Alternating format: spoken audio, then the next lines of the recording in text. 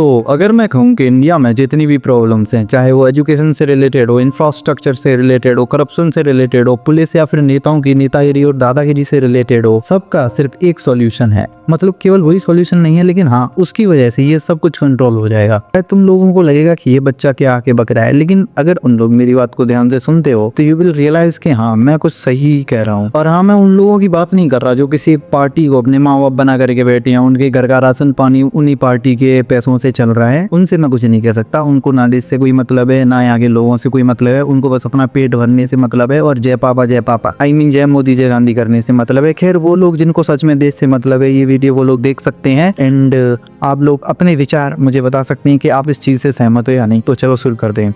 देखो यार, सबसे पहले ये सोचो कि जितनी भी डेवलप्ड कंट्री हैं, जैसे अमेरिका, जापान, जर्मनी, वहाँ पे ये सारी चीज़ क्यों नहीं होती? मैं मानता हूँ होती हैं, लेकिन इस लेवल पे क्यों नहीं होती जिस लेवल पर डेवलपिंग कंट्रीज में होती हैं? इसके पीछे का क्या कारण है? मैं चाहता हूँ आप लोग 1 मिनट के लिए वीडियो को पॉज करो और खुद अपने दिमाग पर जोर डाल करके सोचो।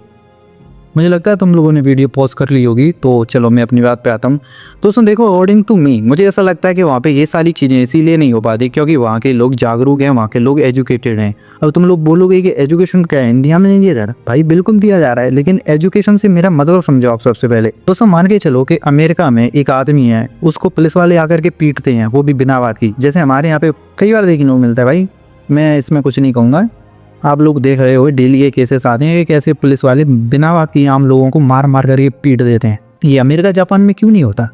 आप लोग सोचो, क्योंकि वहाँ के लोग जागरूक हैं, उनको पता है कि पुलिस हमें नहीं मार सकती। लेकिन इंडिया के लोगों को तो पता ही नहीं है। सीरियसली, मैं जहाँ पे रहता हूँ गांव में, हम लोग सरपंच का इलेक्शन लड़े थे, तो जब पुलिस आती थी ना, सारे लोग ऐसे डर के भाग जाते थे कि ऐसा लगता था कि राक्षसों की सेना आ गई है, वो हमें खाने वाली है। और लोग इतने जोर से डर करके भागते थे, कहीं आसपास भी नहीं दिखते थे जैसी पुलिस आती थी। ऑल्दो ये खाली इलेक्शन का मामला नहीं है, अगर वैसे भी गाँव में पुलिस आती है तो लोग बहुत ज़्यादा डर जाते हैं पुलिस से। मतलब पुलिस का एक तरीके से डर सा बन के रखा है, लेकिन असलियत में पुलिस जो है वो हमारे प्रोटेक्शन के लिए बनाई गई थी, ना कि हमें डराने के लिए। अगर ये बात लोग समझेंगे, उनको पता होगा कि पुलिस जो है वो हमारे प्रोटेक्शन के लिए बनाई गई है, तो हमें इससे डरने की कोई जरूरत ही नहीं है। तो लोग डरेंगे ही नहीं और फिर पुलिस की दादागिरी चलेगी नहीं। सेम ऐसे ही नेताओं के लिए एप्लीकेबल होता है। नेता जो आते हैं, पावर में आते हैं, वैसे ही अपने दुश्मनों को निपटाते चलते हैं। उनके खिलाफ जो भी कोई बोलता है, कोई रिपोर्टर, कोई जर्नलिस्ट, कोई आम आदमी उनकी बात नहीं मानता, सटका देते हैं। उनका बेटा रेप कर देता है, कुछ भी कर देता है, उसको बचा लेते हैं, बदले में विक्टिम को ही मरवा देते हैं। समझ रहे हो? अगर लोगों को पता चलेगा कि ये साले नेता ही क्या औकात तुम्हारे साथ ना गलत कर सकता है, अभी इलेक्शन होने तो साले को भी पिलवा देंगे। लेकिन नहीं यार, लोग यहाँ पे जागरूक नहीं है। मुझे लगता है तुम लोग थोड़ा थोड़ा समझ रहे होगे कि इंडिया में सारी चीज़ को कैसे कंट्रोल किया जा सकता है। इसके पीछे का सिर्फ एक ही कारण है, लोग जागरूक हों, एजुकेटेड हों।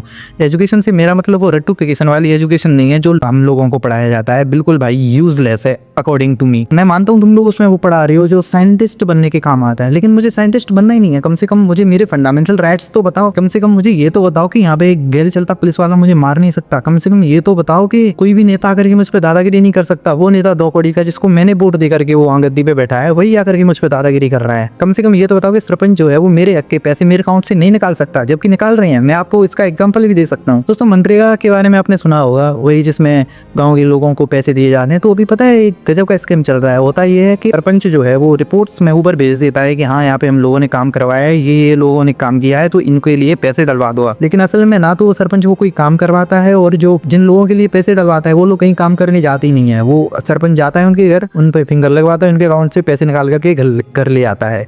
और लोग इस बारे में कुछ कहते ही नहीं, क्योंकि उनको पता ही नहीं है कि ये मनरेगा भी कुछ होता है। ये हमारे खुद के 150 दिनों के पैसे हैं। अगर काम नहीं करोगे तो सरकार तुम्हें भत्ता देगी, मतलब तुम्हें पेंशन देगी। काम करना सरकार की ड्यूटी है कि तुम लोगों को काम मिले। अगर सरकार काम नहीं दे पा रही फिर भी तुम लोगों को पैसे दिए जाएंगे, लेकिन लोगों को पता ही नहीं है। सरपंच जो है वो भेज देता है रिपोर्ट्स में, उनके घर जाता है, उनके अकाउंट से फिंगर लगवाता है और पैसे निकाल लेता है। खैर मैं अलग लाइन में आ गया।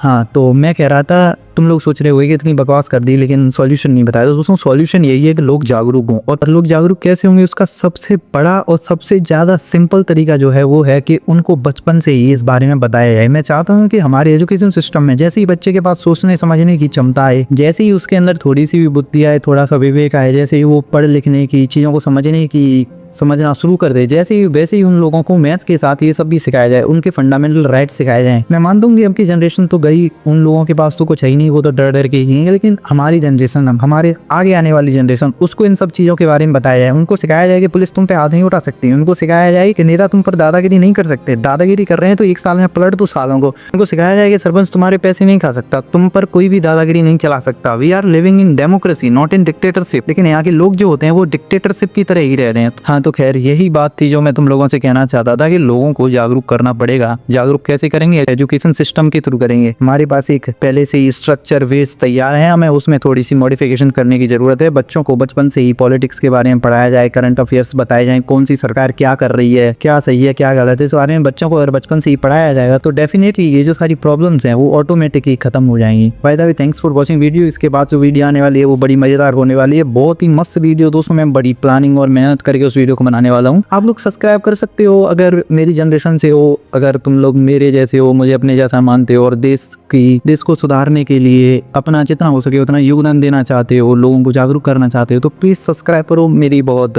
हेल्प होगी। वैसे ज़्यादा तो कुछ नहीं होगा, लेकिन हाँ, आपके सब्सक्राइब की वजह से वीडियो ज़्यादा लोगों तक पहुँच पाएगी और ज़्यादा लोग जागरूक हो पाएंगे। Thank you.